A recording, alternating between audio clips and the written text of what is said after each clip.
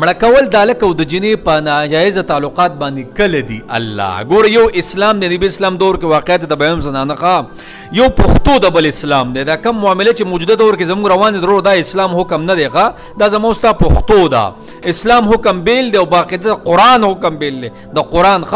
نبی اسلام دور کې زنانه رالی د الله رسوله ګناه رانه شوې زنا رانه شوې پاکه مې کا نبی اسلام ته فرمایي نشه خو جنه نه ګړې شراب وغیره لیونۍ خو نه یي ای د الله رسوله ډېر لاله مه راکوه بس پاکه مې کا او په خېټه مې ماشوم هم دی الله نبی اسلام تو فرمایل ګناه تا کړې ستا ماشوم ګناه نه ده کړې تر څو پورې چې ماشوم نه پیدا شوی دا د بنو غامد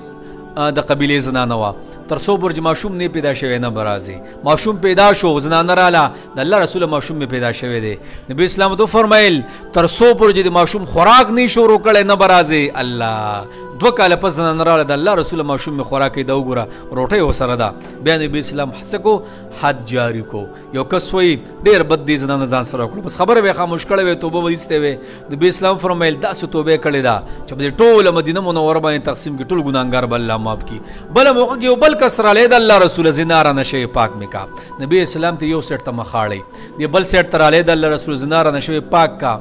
څلورو وړو سیډونو ته نبي اسلام مخاړی او بیا ورته څه وایي نشه خو دې نه ده کړې خولۍ بین کوي دماغ خو دې کار نه کوي لکه روغ جوړي د هغې نه پیسې کړی حد جاري کړی یاد ساته وجل په کم ټایم کې دي یو هلک ته جنې د ودونه یې کړي دي بیا یې څه دی سنګسارول دي وجل دي چې ودونه نه کړي که نه یا یو پکې واده کړی بل نه کړی جناب د نواده کړي سل کوړي دي ایشتل وغیره نشته ګوره دا پښتو ده زه وایم که په ما هم دا راله زه هم د پښتو کار کوم خو د اسلام حکم دا ماته ګوره نه دی اسلام څه وایي یو خو د پخپله وي چې ما نه ګناه شوې ده ما پاک که ما رجم که یو دغه خبره ده دویم څلور ګواهان به پیش کړي او څنګه ګواهان چې د یو بل د پاسه پراته وي د یو بل د پاسه پراته او څلور ګواهان یې وګوري یو صحابي وایي د الله رسوله زما زنانه سره به دا معامله سټارټ وي زه به ګواهانو پسې ګرځم الله نبي اسلام تو فرمایل زه ستا نه زیات غیرتي یم او زما نه رب غیرتي دی مطلب دا د رب حکم دی دا زما نه دی جناب و څلور ګواهان به پیش کړي چې د یو بل د پاسه دوی پراته دي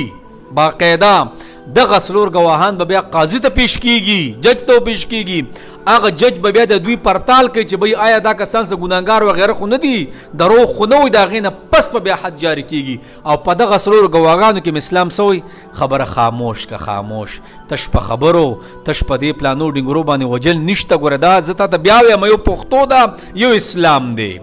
مونږ ګوره پښتو فالو کوو اسلام نه د اسلام حکم څه دی چې کله د یو بل د پاسه ګیر کړه الله بیا به یې څه کې بیا به یې رجم کې بیا به یې سنګسارې ولې به او چې ودونه یې کړي ګورې دا نن سبا زما او ستا معامله دا پښتو ده او بیا هم څه وایي اسلام